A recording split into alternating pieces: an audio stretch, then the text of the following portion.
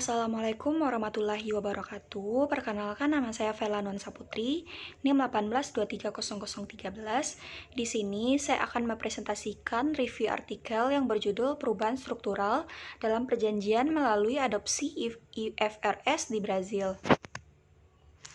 Poin-poin yang akan dibahas, yang pertama pembahasan teori, yang kedua kasus yang dibahas, yang ketiga objek penelitian, yang keempat teknik analisis data, dan yang kelima hasil dan pembahasan.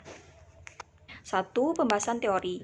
International Financial Reporting Standard atau IFRS adalah seperangkat standar akuntansi yang dikembangkan oleh International Accounting Standard Board yang menjadi standar global untuk penyusunan laporan keuangan perusahaan publik.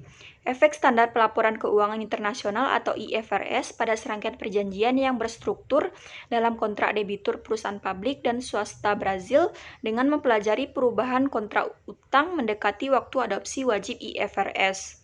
Fungsi angka akuntansi dan rasio dalam pengaturan kontrak utang berubah dari waktu ke waktu. Salah satu argumen adalah bahwa peminjam lebih suka membayar suku bunga yang lebih tinggi untuk mempertahankan fleksibilitas melalui sistem akuntansi untuk menghindari pelanggaran perjanjian. Kedua, kasus yang dibahas. Penelitian ini meneliti tentang perubahan struktur perjanjian selama perjanjian utang perusahaan yang menerbitkan debitur selama penerapan standar pelaporan keuangan internasional atau IFRS di Brazil.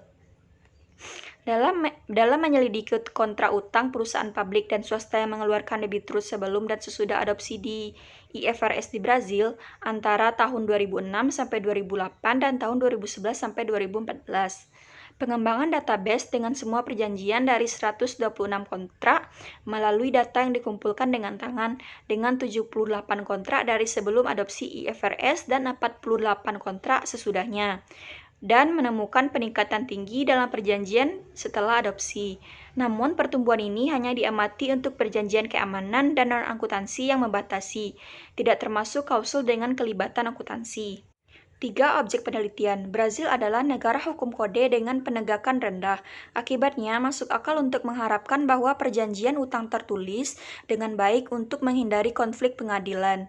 Adopsi IFRS di Brazil terbagi menjadi dua periode transisi pada 2008 sampai 2009 dan periode adopsi penuh pada 2010.